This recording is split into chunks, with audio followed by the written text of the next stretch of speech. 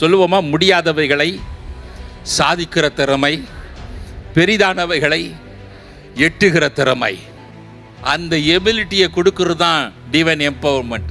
எல்லாம் நான் செய்கிறது தான், நான் நினைக்கிறது தான். அப்படி ஆகிப்போச்சு. தேவ திட்டம், தேவ சத்தம், தேவ சித்தம் இதெல்லாம் தெரியல. விசேஷமாக வாலிப பிள்ளைகளுக்கெல்லாம் அதெல்லாம் என்னன்னே தெரியல.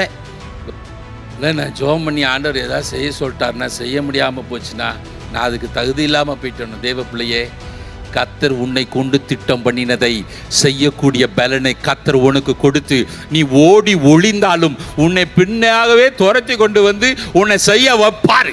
இதெல்லாம் நம்ம எப்படி செய்ய முடியும்? செய்ய வைப்பார். நம்மளாம் சின்ன ஆளு, இதெல்லாம் பெருசா எப்படி செய்ய முடியும்? சின்ன ஆளை கொண்டு தான் பெருசா செய்ய வைக்கிறது தான் டிவைன் எம்பவர்மெண்ட்.